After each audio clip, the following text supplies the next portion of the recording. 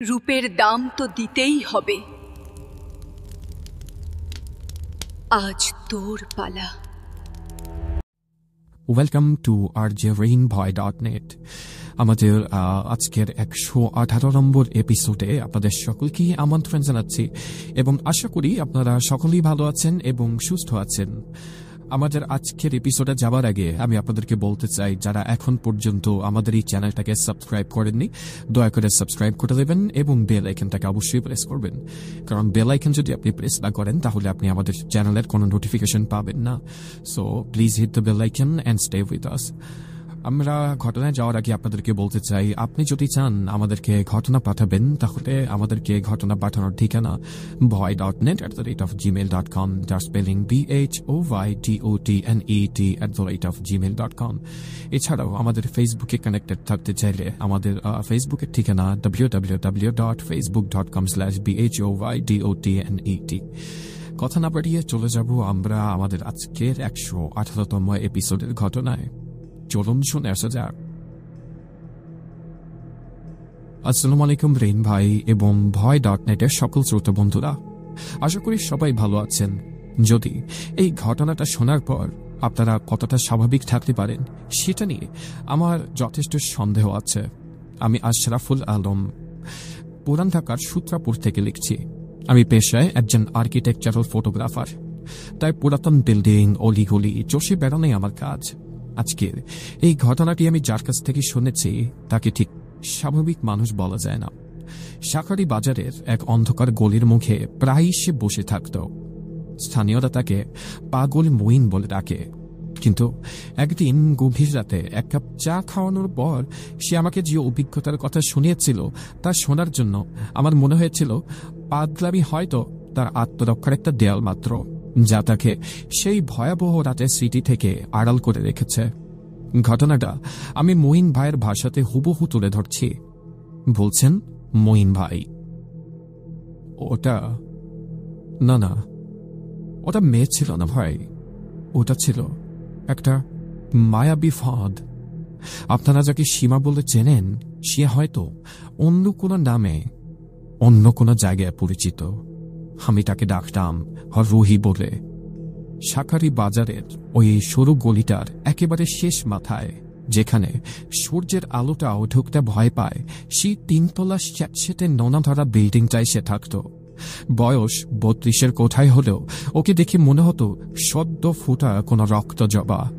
দুধে আলতা গায়ের রং, কোমর ছাপানো মিশমিশে কালো চুল আর চোখ। বাইরে ওই চোখে তাকালে বুকের ভেতরটা কেমন যেন ফাঁকা হয়ে যায়। মনে হতো শরীরের সব রক্ত মুহূর্তের মধ্যে যেন বরফ হয়ে যাচ্ছে। কিন্তু এই সৌন্দর্যের আড়ালে যে কি জঘন্য পচা দুর্গন্ধ লুকিয়েছিল তা যদি তখন বুঝতাম।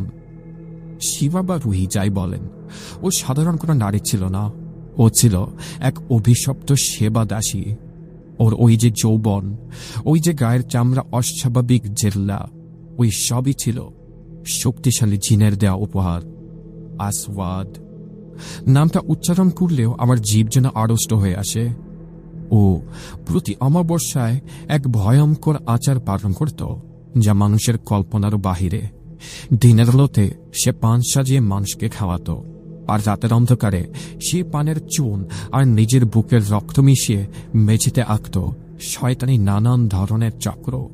সেদিন ছিল বৃহস্পতিবার। আকাশটা সকাল থেকেই কেমন যেন ঘোলাটে। বাতাসের গুমট ভাবটা যেন দম বন্ধ করে দিচ্ছিল। সীমার কাছে এক ধনাঢ্য মহিলা এসেছিলেন। আমি তখন সিঁড়ির চিপায় বসে বিড়ি টানছিলাম। মহিলা চাইছিল তার স্বামী দ্বিতীয় স্ত্রীকে এমন রোগ দিতে যা কোনো ডাক্তার ধরতে পারবে না। সীমা একটু হাসল, সেই ভুবন ভলন হাসি যা দেখলে মনে হয় বেহেশতের দরজা খুলে গেছে। সে মহিলার কাছ থেকে ওই দ্বিতীয় স্ত্রীর ব্যবহৃত একটা চিরুনি চেয়ে নিল। মহিলা চলে যাবার পর রাত যখন 3টে বাজে তখন আসল খেলা শুরু। আমি কৌতূহল সামলাতে না পেরে কার্নিশ বেয়ে উঠে গিয়েছিলাম ওর জানালার পাশে। জানালার কাঁচটা একটু ভাঙা ছিল, সেখান দিয়ে ভেতরে সবকিছু দেখা যাচ্ছিল। সীমা ঘরের সব আলো নিভিয়ে দিয়েছিল, শুধু একটা মোমবাতি জ্বলছে ঘরের ঠিক মাঝখানে। সে ওই চিরুনি থেকে চুলগুলো বের করে মোমবাতির আগুন ধরালো। সাধারণত চুল পুড়লে একটু গন্ধ হয়, তাই না? কিন্তু বিশ্বাস করেন, ওই চুল পোড়ার গন্ধটা মোটেও স্বাভাবিক ছিল না। মনে হচ্ছিল যেন জ্যান্ত মানুষের চামড়া পোড়ানো হচ্ছে। একটা উৎকট বমি আসার মতো গন্ধ বাতাসে ভেসে এলো। ঠিক তখনই ঘরের তাপমাত্রা হঠাৎ করে হিমাঙ্কের নিচে নেমে গেল। আমি বাহিরে দাঁড়িয়ে হাড় কাঁপানোর ঠান্ডা অনুভব করলাম। হঠাৎ করে জানালার কাছে একটা বিকট শব্দ শুরু হলো, ক্যাচ ক্যাচ ক্যাচ ক্যাচ, যে অন্য কোনো হিংস্র পশু নখ দিয়ে কাঁচটা কাটার চেষ্টা করছে। শব্দটা এতটাই তীক্ষ্ণ এবং অস্বস্তিকর ছিল যে আমার দাঁতের গোড়া পর্যন্ত শিরশির করে উঠল। সীমা নিজেও চমকে উঠল। আসওয়াদ, ওর সেই পোষা জিন, সাধারণত এমন আচরণ করে না। সীমা সাহসে ভর করে জানালার কাছে এলো, পর্দাটা সামান্য সরালো। আমি ঠিক তখনই যা দেখলাম, ও আল্লাহ! জানালার ঠিক পাশেই শূন্যে ভেসে আছে এক জোড়া রক্তজবা লাল চোখ, যার কোনো দেহ নেই, কোনো মুখ নেই, শুধু দুটো জ্বলন্ত চোখ আর নিচে এক ফালি বাঁকা হাসি। সেই হাসিটা কোনো মানুষের হতেই পারে না। সেটা ছিল বিশুদ্ধ শয়তানের প্রতীক। সীমা ভয়ে ছিটকে পিছিয়ে গেল। পর্দাটা দ্রুত টেনে দিল, কিন্তু তাতে কি আর রক্ষা পাওয়া যায়? ঠিক সেই মুহূর্তে আমার কানের পাশ দিয়ে একটা ফিসফিসানি শব্দ ভেসে এলো, কিন্তু শব্দটা ঘরের ভেতর থেকে আসছিল। সীমা তখন ঘরের মাঝখানে দাঁড়িয়ে থরথর করে কাঁপছে। কেউ একজন বা অনেকগুলো মানুষের গলা একসাথে মিশিয়ে তার কানের কাছে উঠে বলে উঠল, আজকের পেমেন্ট শুধু চুরি দিয়ে হবে না সীমা, আজ তাজা কিছু চাই। সীমা ঘরটা 3 তলায়, বাহিরে কোনো বারান্দা নেই, তাই জানালার ওপাশে কারো ভেসে থাকাটা ছিল অসম্ভব। ভয়ে সীমা যখন পেছন ফিরল, আমি দেখলাম তার বিছানার ওপর কেউ একজন বসে আছে। প্রথমে ভাবলাম হয়তো কোনো কাপড়ের স্তূপ রাখা, কিন্তু ভালো করে তাকাতেই আমার রক্ত যেন হিম হয়ে গেল। বিছানায় বসে আছে সীমারই হুবহু একটা ছায়া, কিন্তু পার্থক্য হলো ওই ছায়াটার কোনো মুখ নেই, একদম ব্ল্যাঙ্ক। সমতল চামড়া দিয়ে ঢাকা একটা মস্তক। সীমা চিৎকার করতে চাইল, মুখটাও হাঁ করল, কিন্তু গলা দিয়ে কোনো আওয়াজ বের হলো না। মনে হলো অদৃশ্য কোনো হাত শ্বাসনালী চেপে ধরেছে।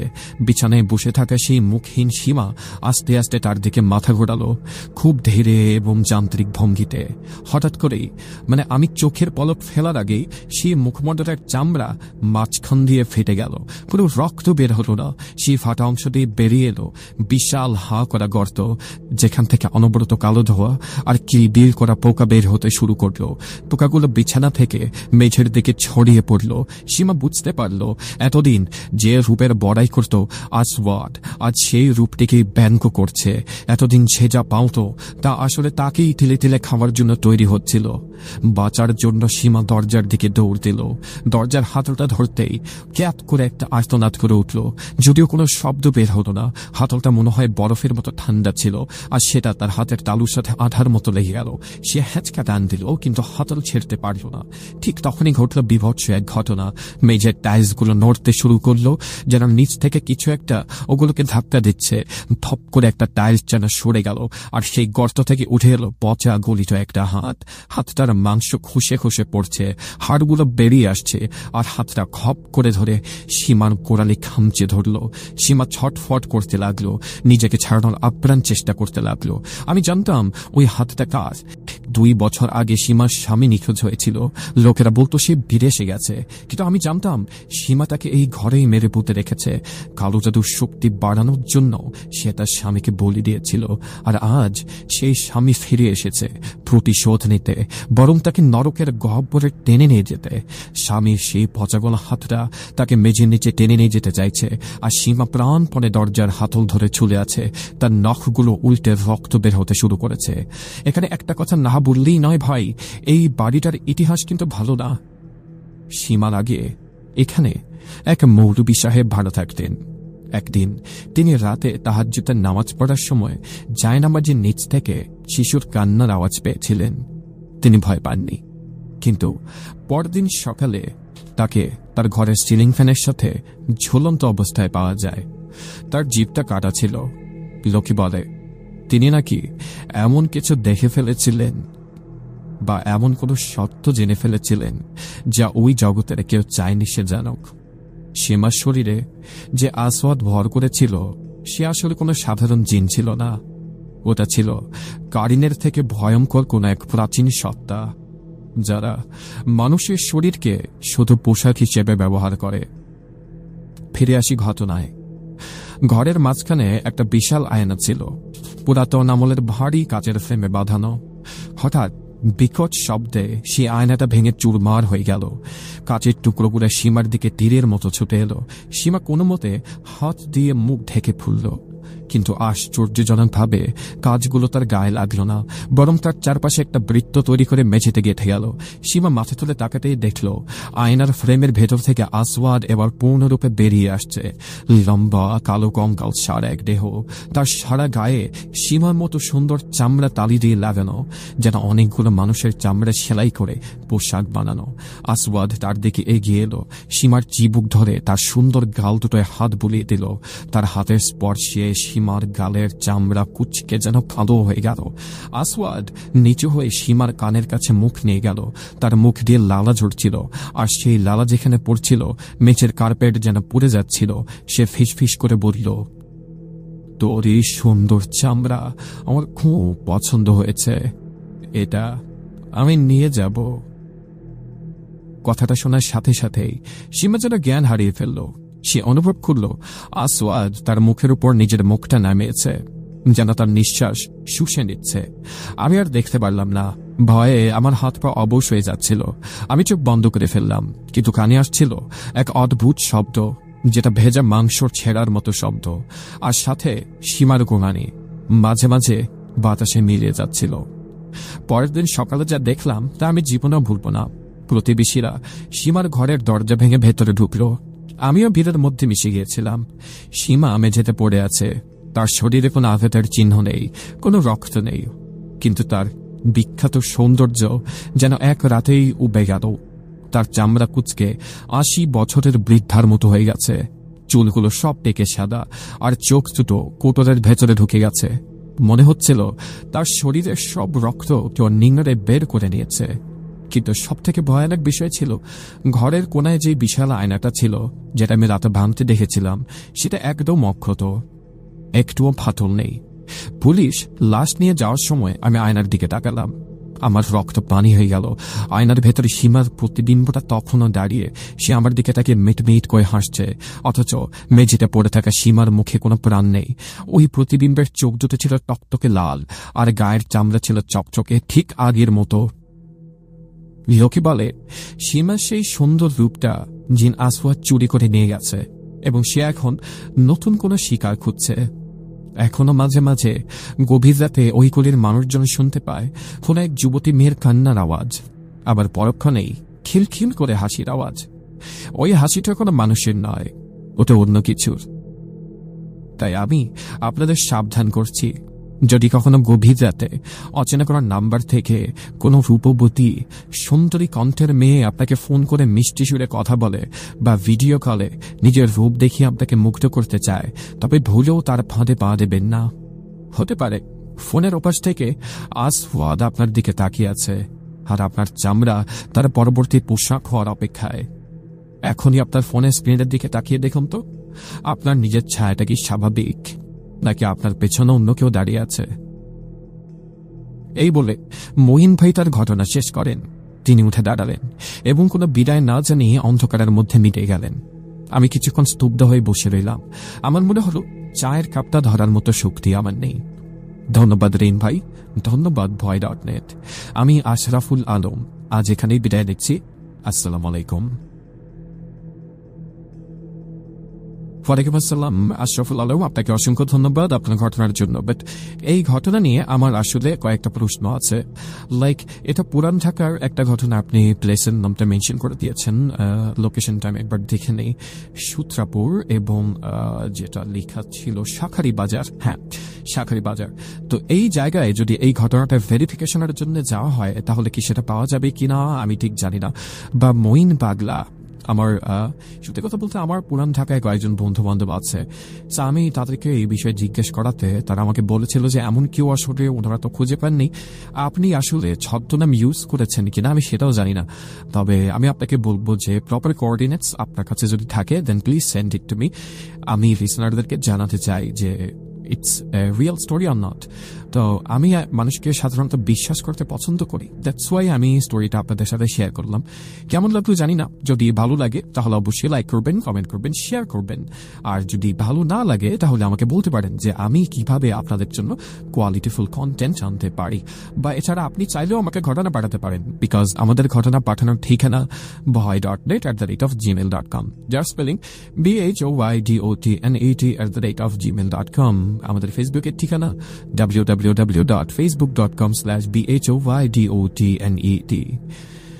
আমাদের আজকের এই 118 নম্বর এপিসোড আমাদেরকে এখানেই শেষ করতে হবে। তবে যাবার আগে আপনাদেরকে দুটো কথা বলি। সেটা এমন যে আমাদের এপিসোডগুলি খুবই শর্ট, লাইক একটা স্টোরি একদিনে যায়, বিকজ আমাদের কাছে স্টোরিজের শর্টেজ। আমি ট্রান্সপারেন্টলি এবং ওপেনলি আপনাদেরকে বলতে চাই, আপনারা যদি ঘটনা না পাঠান তাহলে এই চ্যানেলটা অতি বিলম্বে বন্ধ হয়ে যাবে। কিন্তু আমি চাই না যে এই জিনিসটা বন্ধ হয়ে যাক, কারণ আমি নিজে একজন প্যারানর্মাল লাভার। তো আই এক্সপেক্ট, মানে আপনাদের কাছ থেকে এটা একটা আশা প্লাস অনুরোধ, আপনারা যেটাই বলেন, বিকজ আপনারা আমার থেকে বেটার নলেজ রাখেন এই সমস্ত বিষয়ে। তো যদি আপনাদের কাছে স্টোরিজ থাকে বা ঘটনা থাকে, সত্যি ঘটনা, আমাদেরকে অবশ্যই পাঠাবেন। এটাই আপনাদের কাছে আমার একটা রিকোয়েস্ট থাকবে। এবং অনেকেই চ্যানেলটার ঘটনা শোনার পরে দু একটা কমেন্ট করেন এবং সাবস্ক্রাইব না করেই চলে যান। আমি আসলে মানে I have no offence for them, কারণ এটা মানুষের চয়েস থাকতেই পারে। বাট যদি পসিবল হয় আপনার পক্ষে, অবশ্যই লাইক করবেন, কমেন্ট করবেন এবং শেয়ার করে সাবস্ক্রাইব করবেন। এবং অবশ্যই সাবস্ক্রাইব করার পরে বেল আইকনটাকে হিট করবেন, কারণ বেল আইকন হিট না করলে কোনো নোটিফিকেশন আপনার কাছে আসলে যাবে না। And we don't want to miss you guys. So আমাদের আজকের 118 নম্বর এপিসোড থেকে রেইন বিদায় নিচ্ছি। কথা হবে আগামী শুক্রবারে। ততক্ষণ পর্যন্ত ভালো থাকুন, সুস্থ থাকুন এবং ভয়.net ইউটিউব চ্যানেলের সাথে থাকুন। আসসালামু আলাইকুম।